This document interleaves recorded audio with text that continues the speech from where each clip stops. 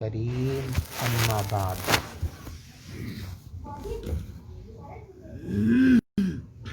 بزرگوں اور دوستو، دنیا جو ہمارے سامنے ہے اس میں ہم یہ بات دیکھتے اور محسوس کرتے ہیں کہ یہاں ہر چیز کسی چیز پر ٹکی ہوئی ہے. ہر چیز کی بقا کے لیے، اس کے ٹھہراؤ کے لیے اللہ تبارک و تعالی نے کسی چیز کو ذریعہ بنا رکھا ہے. اس کی بقا اور ٹھہراؤ کا وہ ذریعہ جب تک باقی رہتا ہے تو وہ چیز باقی رہتی ہے، اور وہ باقی رہنے کا ذریعہ اور واسطہ اگر ختم ہو جاوے تو پھر اس چیز کی بقا نہیں رہتی، وہ چیز بھی ختم ہو جاتی ہے. دنیا کی ہر چیز میں آپ کو یہ بات نظر آئے. مثلا ہم اپنے مکانوں کو دیکھیں، ہمارے مکانوں کی چھتیں، ان کا ٹکاؤ، ان کا سہارا اور ان کی بقا دیواروں پر. دیواریں صحیح سالم ہیں تو چھت ان کے اوپر ٹکی ہوئی ہے. خدا نہ خواستہ اگر نیچے سے دیوار ہٹا لی جائے، پلر ہٹا لیے جائے، ستون ہٹا لیے جائے تو اپنی جگہ پر باقی نہیں رہ سکتی. تو ہر چیز میں اللہ تبارک و تعالی کی عادت ہے کہ اس کی بقا کا کوئی نہ کوئی ذریعہ اور سہارا اللہ نے بنا دیا. اسی سہارے اور ذریعے پر وہ چیز باقی ہے. وہ سہارا باقی، سہارا ختم، وہ چیز ختم.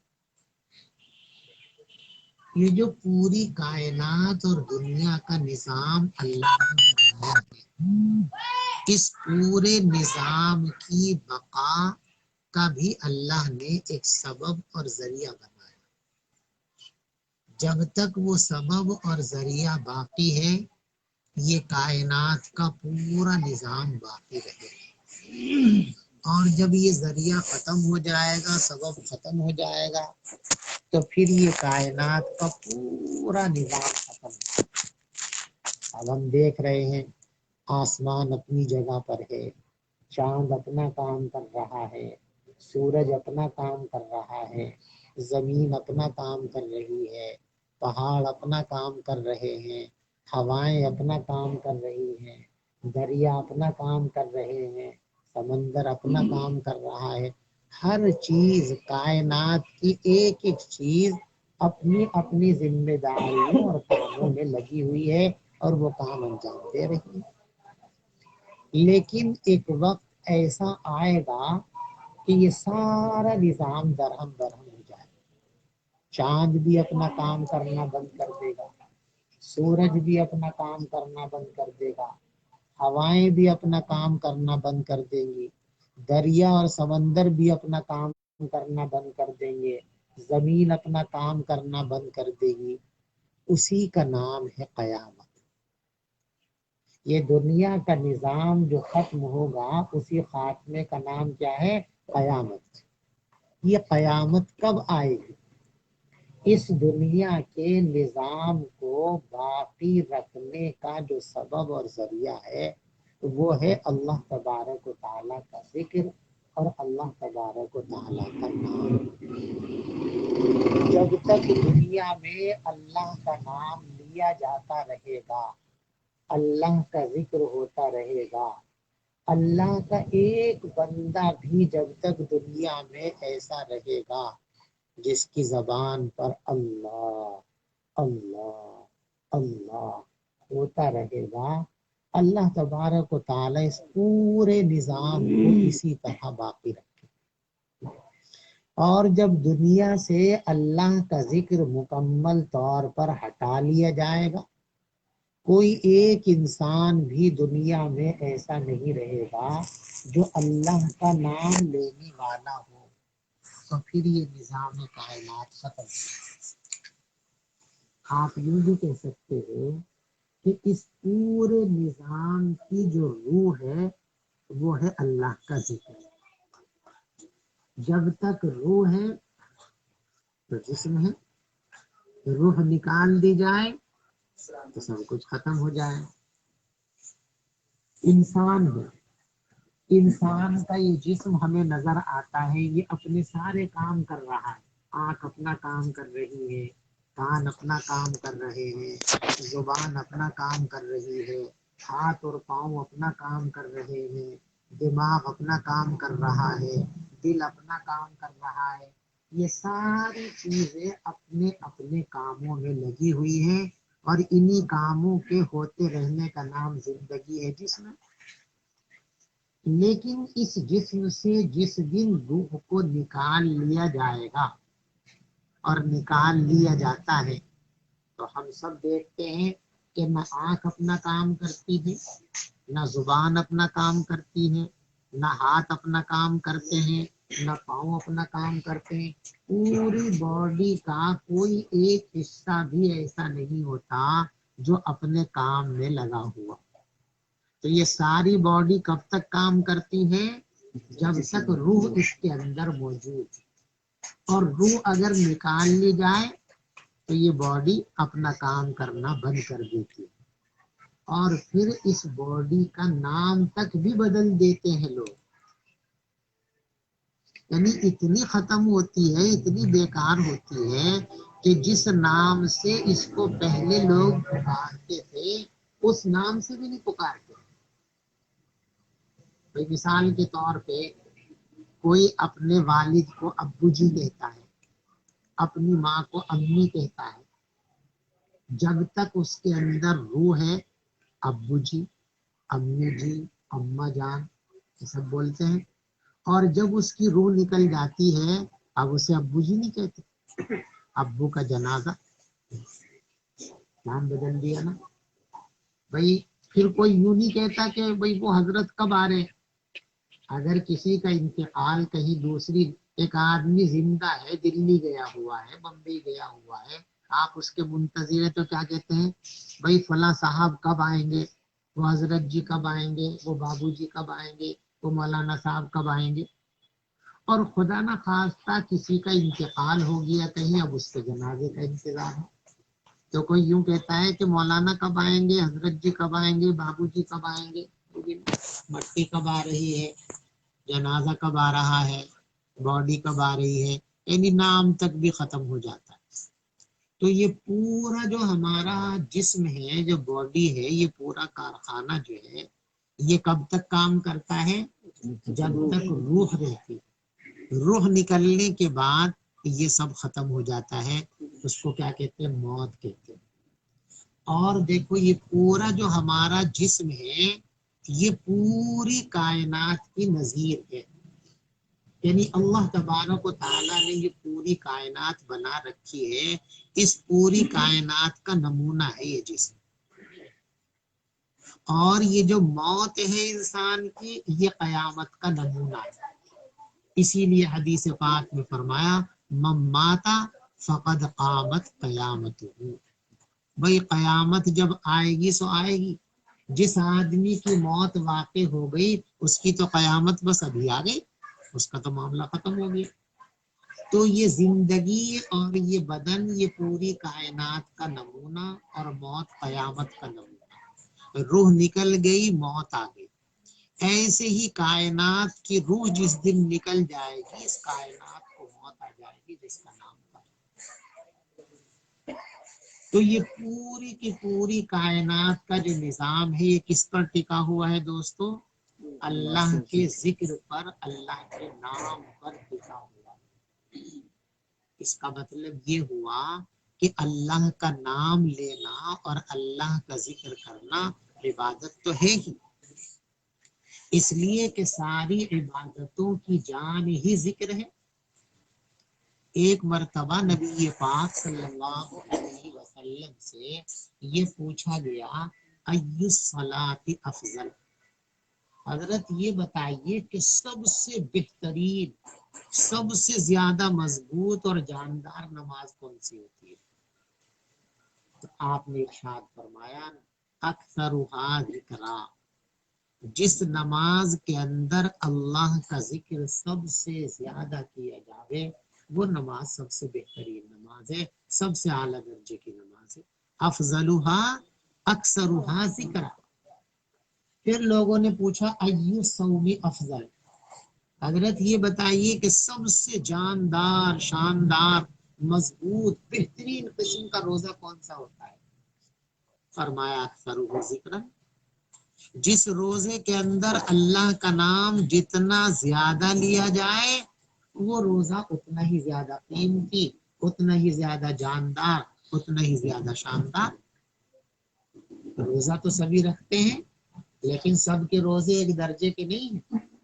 ऐसे भी लोग हैं कि रोजे में अल्लाह के जिक्र और तिलावत के अलावा उनकी जबानों पर पूरे दिन कुछ आता ही नहीं। अल्लाह का नाम है, दरूद है, इस्तिग़फ़ार है और जो है कुरान पाक की तिलावत है। और ऐसे भी हैं कि रोजा रख लिया और सुबह से शाम तक पता नहीं क्या क्या बकवास करते रहते हैं कि फिर रोजा काट गए। रोजा काटने की चीज नहीं है, रोजे की तो हिफाजत करनी चाहिए, काटो मत इसे, इसकी हिफाजत करो और इसकी हिफाजत और जिंदगी जिक्र है। तो पूछा कि सबसे शानदार, सबसे उम्दा और बेहतरीन रोजा कौन सा है? इरशाद फरमाया अक्सरुहु ज़िक्रा, जिस रोजे के अंदर अल्लाह का नाम सबसे ज्यादा लिया जाएगा वही रोजा सबसे ज्यादा कीमती और जानदार और मजबूत कहलाएगा। फिर लोगों ने पूछा अय्युल हज अफजल, अच्छा हजरत ये बताइए कि हज कौन सा सबसे बेहतरीन है? आपने इरशाद फरमाया अक्सरुहु ज़िक्रा, जिस हज के अंदर अल्लाह का जिक्र जितना ज्यादा किया जाएगा वो हज उतना ही कीमती होगा।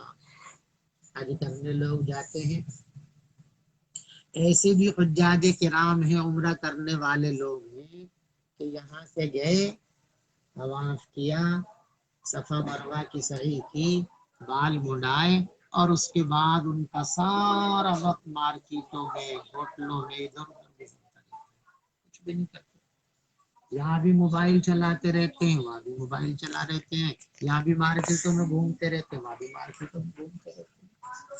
बहुत सारे हाजी ऐसे हैं कि पूरा वक्त मार्केट में गुजार दिया, होटलों में गुजार दिया, सामान की खरीदारी में गुजार दिया। और ऐसे भी लोग हैं कि हरम शरीफ में जाकर बस पड़ गए, जरूरत के लिए, पेशाब की जरूरत है, खाने की जरूरत है, भूख प्यास की जरूरत है, थोड़ी बहुत देर को सोने और आराम की जरूरत है, बस इतने से वक्त के लिए हरम शरीफ से निकलते हैं और बाकी सारा वक्त हरम शरीफ के अंदर गुजारते हैं। हरम शरीफ में तवाफ कर रहे हैं, नफले पढ़ रहे हैं, जिक्र कर रहे हैं, तिलावत कर रहे हैं, तस्बीहात कर मशगूल हैं। जाहिर बात है उन्हीं का हज हकीकत में हज है। मार्केटों में घूमने का, होटलों में बैठने का नाम थोड़ी हज है। हज तो अल्लाह के इश्क में दीवाना हो जाने का नाम है और दीवाने को अपने महबूब के सिवा किसी और का ख्याल थोड़ी आता है, उसे तो सिर्फ अपने महबूब का ख्याल होता है। तो जो वहां जाके भी अपने महबूब के ख्याल में दीवाना नहीं हुआ उसका हज क्या है, उसका उम्रा क्या है? हज और उम्रा तो उसी का है कि जो वहां जाने के बाद अपने महबूब के इश्क में ऐसा दीवाना हो गया कि उस महबूब के दरो दीवार को चूमने और चाटने के सिवा उसे और किसी चीज की फिक्र ही नहीं थी, न खाने का पता, न पीने का पता, न भूख का पता, न प्यास का पता। ऐसे लोग हैं कि सुबह को हरम शरीफ में दाखिल हुए, न नाश्ते का पता, न दोपहर के खाने का पता, बस तवाफ और जमजम, तवाफ और जमजम, उसी पे बसर करके शाम को निकलते हैं हरम शरीफ से सो जाने के लिए। तो बहरहाल इबादतों की जान क्या है? जिक्र है। तो जिक्र इबादत तो है ही, लेकिन जिक्र हमारी जरूरत भी है। जिक्र इस दुनिया की जरूरत भी है, इबादत तो है ही। इस जिक्र से हमारी आखिरत बनती है, इसी जिक्र से हमारी जन्नत बनती है। हदीस में है ना कि जन्नत तो एक मैदान का नाम है, वहां जो बागात हैं और दरख्त हैं वो तो आपको लगाने हैं, और उन दरख्तों को और बागात को लगाने का तरीका क्या है? अल्लाह का जिक्र है। آپ سبحان اللہ کہیں آپ کے نام کا درخت جنت میں لگ گیا، آپ نے الحمدللہ کہا آپ کے نام کا درخت جنت میں لگ گیا۔ اب جنت کو جتنی سرسبز و شاداب بنانا چاہتے ہو، جتنے باغات، جتنے پھل اور پھول کا مالک بننا چاہتے ہو، اتنا ہی ذکر کرو۔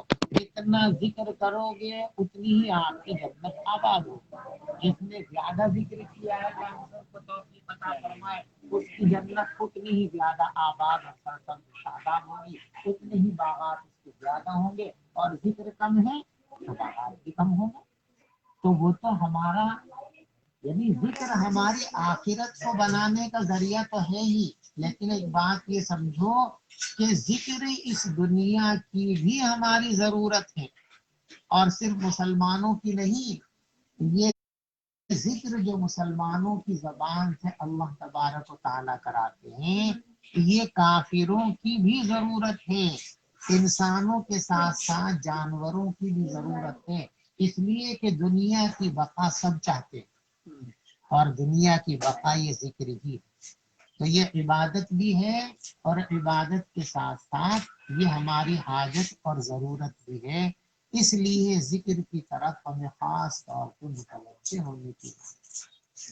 اسی لیے اللہ کے رسول صلی اللہ علیہ وسلم کے بارے میں حدیث پاک میں یہ بات صراحت کے ساتھ موجود ہے کہ کوئی لمحہ، کوئی آن، کوئی گھڑی حضور پاک صلی اللہ علیہ وسلم کی ذکر سے اور اللہ کی یاد سے خالی نہیں۔ آپ کی بیوی، ہم سب کی اماں حضرت عائشہ صدیقہ رضی اللہ تعالیٰ عنہا فرماتی یذکر اللہ علی کل احیانہ او کما قال، رسول پاک صلی اللہ علیہ وسلم کو اپنی زندگی کے ہر لمحے، ہر آن بس اللہ کی یاد میں مصروف رہتے تھے، اللہ کی یاد سے کوئی لمحہ آپ کا خالی نہیں۔ جب رسول پاک صلی اللہ علیہ وسلم کا کوئی لمحہ اللہ کی یاد سے خالی نہیں ہوتا تھا، تو بتاؤ ہمیں کیا کرنا چاہیے؟ لقد کان لکم فی رسول اللہ اسوۃ حسنہ، حضور کی زندگی ہی تمہاری زندگی کے لیے نمونہ اور معیار ہے۔ جب آپ کی کوئی گھڑی ذکر سے خالی نہیں ہوتی تھی، تو ایمان کا تقاضا یہ ہے کہ ہماری زندگی کی کوئی گھڑی، کوئی لمحہ اللہ کے ذکر سے اور اللہ کی یاد سے خالی نہیں ہونا چاہیے۔ ایک لمحہ بھی ایسا نہیں گزرنا چاہیے کہ جب اللہ کی یاد ہمارے دل کے اندر نہ ہو۔ اگر یہ کمال پیدا ہو گیا تو سمجھو کہ ہم نے اپنی زندگی کے مقصد کو پورا کیا۔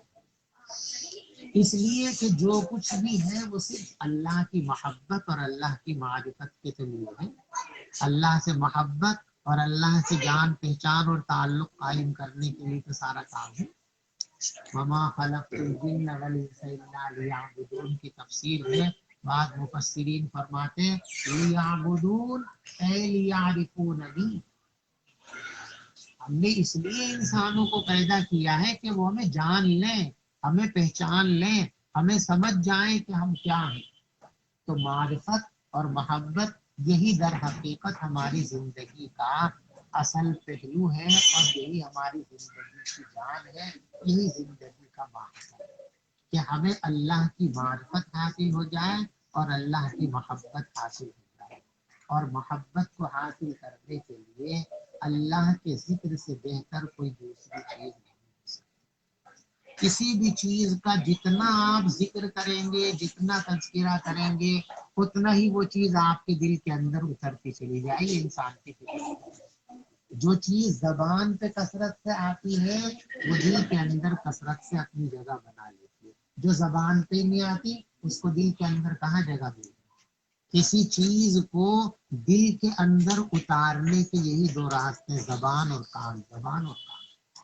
اللہ کا نام زبان سے لیا، کانوں کے راستے سے دل کے اندر پہنچا، تو دل کے اندر اللہ کی محبت اور اللہ کی معرفت پیدا ہو جائے۔ اس لیے اللہ سے محبت پیدا کرنے کا راستہ اللہ کی یاد اور اللہ کا ذکر اور اللہ کا تذکرہ۔ دیکھو یہ جو ہم سے کہا گیا اذکروا اللہ ذکرا کثیرا، اللہ کو بہت کثرت سے یاد کرو۔ نمازوں کے لیے یہ نہیں فرمایا گیا نمازوں کی تعلیم اور تحریر ہے، 5 نمازیں فرض ہیں، نوافل آپ کی مرضی پر ہے، روزہ 1 مہینے کا فرض ہے، نوافل آپ کی مرضی پر ہے، حج زندگی میں 1 مرتبہ فرض ہے، زکوٰۃ سال میں 1 مرتبہ دینی ہے اور اس کی بھی لمٹ ہے 2.5% دینی ہے، لیکن ذکر کی کوئی لمیٹیشن نہیں ہے، کوئی حد نہیں ہے، کوئی تعین نہیں فرمایا اذکروا اللہ ذکرا کثیرا، جتنا زیادہ سے زیادہ کر سکتے ہو اتنا ذکر کرو۔ وسبحوہ بکرۃ واصیلا، صبح کو کر لیا شام کو چھٹی، شام کو کر لیا صبح کو چھٹی نہ، وسبحوہ بکرۃ واصیلا، اللہ کی پاکی تو صبح کو بھی بیان کرو اور شام کو بھی بیان کرو، اور صبح و شام کا مطلب صبح و شام نہیں ہے۔ بہت سے لوگ سمجھتے ہیں بھائی صبح کو کیا اور شام کو کیا، 2 ہی وقت تو فرمائے، یہ غلط بات ہے۔ سبحوہ بکرۃ واصیلا، صبح کے وقت بھی اللہ کی پاکی بیان کرو، شام کو بھی اللہ کی پاکی بیان کرو۔ صبح و شام سے مراد صرف صبح و شام نہیں، بلکہ صبح و شام کہنے کا مطلب ہے ہر وقت ہر وقت ہر وقت۔ ہماری اردو زبان کے اندر ایک محاورہ ہے نا، جب یہ بیان کرنا چاہیں کہ بھی فلاں آدمی یہ کام بہت کثرت سے کرتا ہے تو کیا کہتے ہیں، بس صبح سے شام تک اسے تو ایک ہی کام، تو صبح سے شام تک کا مطلب ہر وقت ہر وقت۔ تو سبحوہ بکرۃ واصیلا کا یہ مطلب نہیں ہے کہ بس صبح کو اللہ کو یاد کر لیا، شام کو اللہ کو یاد کر لیا، بس ہو گیا کام نہ۔ صبح و شام کا مطلب یہ ہے کہ ہر وقت اللہ کی یاد میں ہم کو مشغول رہنا چاہیے۔ اور یہ اللہ کی یاد اور اللہ کا ذکر 2 طرح سے، اس کو یوں بھی کہہ سکتے ہیں، ایک ہے ذکر قلبی اور ایک ہے ذکر لسانی، ایک زبان سے اللہ اللہ کرنا اور ایک دل سے اللہ اللہ کرنا۔ اور اس کو اردو میں یوں کہتا ہوں کہ ایک ہے تذکرہ اور ایک ہے یاد۔ ذکر کے 2 معنی، ذکر کے ایک معنی ہے کسی چیز کا تذکرہ کرنا، اس کا نام لینا، تو اللہ کا ذکر کرنے کا ایک مطلب یہ ہے کہ اللہ کا تذکرہ کیا جائے، اللہ کا نام لیا جائے، الحمدللہ، سبحان اللہ، اللہ اکبر، لا الہ الا اللہ، اللہ اللہ اللہ اللہ اللہ اللہ، یہ ہے اللہ کا ذکر یعنی اللہ کا تذکرہ۔ اور ایک ذکر ہے جسے ہم اردو میں کہتے ہیں یاد۔ یاد کیا ہے؟ یاد کی پہچان یہ ہے کہ اللہ کا تصور آتے ہی انسان تڑپ جائے، اس کی آنکھوں سے آنسو جاری ہو جائے۔ دیکھو کسی کا بیٹا مان لیجیے پردیس میں رہتا ہے تو وہ کبھی کبھی اس کا ذکر بھی کرتا ہے، بھی ہمارا بیٹا ایسا ہے، وہاں رہتا ہے، یہ کرتا ہے، جو پڑھا تھا اس نے، یہ دیکھا تھا اس نے، لیکن جب یہ تذکرہ شروع ہوتا ہے تو بہت دیر تک وہ اس کا نام نہیں رکھتا بیٹا بیٹا بیٹا بیٹا، بلکہ کیا ہوتا ہے اس کی آنکھوں میں آنسو بھرا رونے لگتا ہے، کبھی کبھی ہچکیاں بن جاتی ہیں، اس کا نام ہی یاد۔ تو ایک ہے ذکر کرنا یعنی تذکرہ کرنا، کسی چیز کا نام اپنی زبان سے لے لینا، یہ بھی ذکر ہے جس کو تذکرہ کہتے ہیں۔ اور ایک ہے دل میں یاد کا بس جانا، اور دل میں یاد بس گئی ہے، اس کی پہچان اس سے ہوتی ہے کہ جب اس کا تصور آ جائے تو تڑپ جائے، دل بلا جائے، آنکھوں اس کی نم ہو جائے، آنکھوں سے پانی گرنے، کسی کو اپنے باپ سے محبت